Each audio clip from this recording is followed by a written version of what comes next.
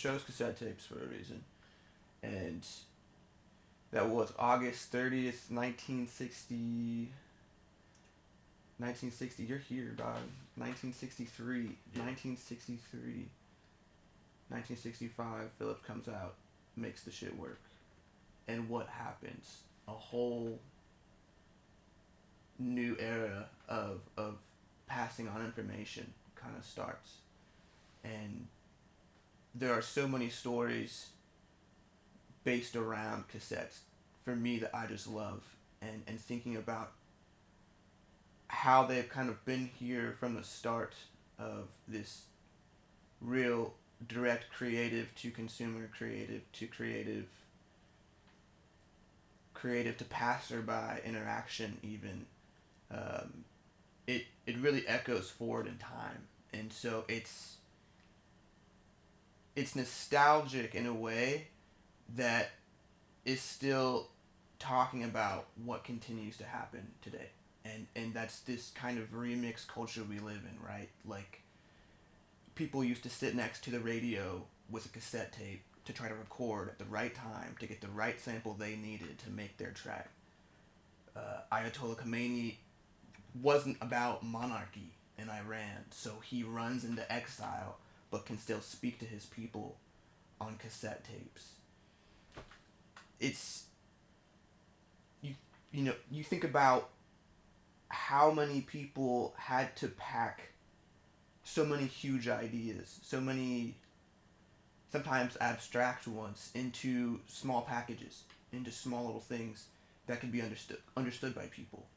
And so we'll never really have that time of like sniffing the material of a cassette tape, unless we've got them in our car sitting around, and we do, but we don't really use them every day.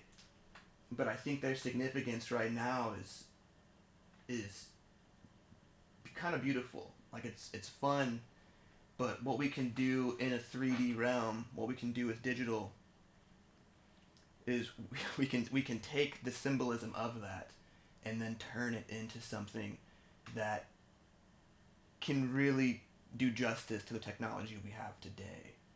And so when I think about kids in Brooklyn on 10th and 12th Street, when I think about digging through my dad's boxes and stuff as a kid in the basement, and trading off with the homies at lunchtime in elementary, even, like, that's like that culture is happening again, and it's happening at a global level, and there aren't barriers anymore, and that's what is so cool. And now all these creators can interact with all these different formats and all these mediums and all these different ideas, and we're still trading all these things back and forth, and now we're using art and NFTs, and that's just that space maturing. Like, there's so much more to non-fungible tokens that hasn't really been touched yet, whether it's ticketing or membership passes or keys, how we're going to use them. Like, there's just a million different ways that they're going to be integrated into our life. But what I think is so beautiful is this kind of reignition of a creative revolution. And it's the terminology sounds it sounds funny right now. We don't understand. But what this means for people and creatives is that they can really focus on their own art, and they can do what they want with their time. And we're not making media for Instagram anymore. We're not making media for the commercial realm. What's crazy is, beginning of the year, I kind of realized the issues that I was facing in the commercial industry based on identity and appearance and other dumb things. Regardless of how well I've done, there's no victimization there. I just realized that I was at the mercy of the commercial industry, and I was at the mercy of conditioning, and I was at, like, my creative time was at the mercy of whether or not I could sell someone else's product.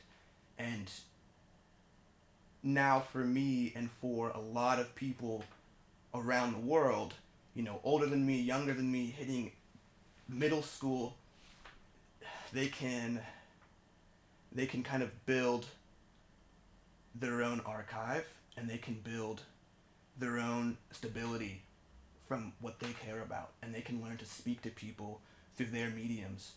in a way that has just never been done before. And we don't need a middleman. So we're going to watch streaming services fall apart. We're going to watch all these huge entities that are based on advertising time are going to really shit themselves, because whether or not it seems fringe now, what this means and what's happening in this world now is going to tear that one down and build something entirely different. And it's not extreme to say that, because it's already happening.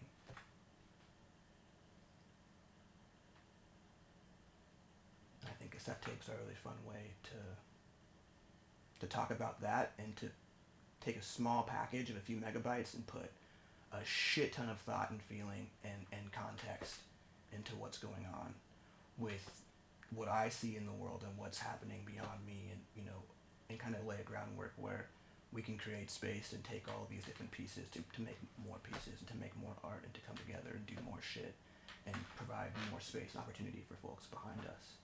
And we can do it in a way that is thoughtful and with intent, and pays homage to folks that came before us and gives opportunity to those after.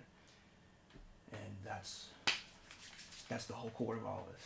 That's what we're trying to do, is just prove the point that you don't have to sell yourself as a commercial entity anymore, and you can truly build a life on your creative mind.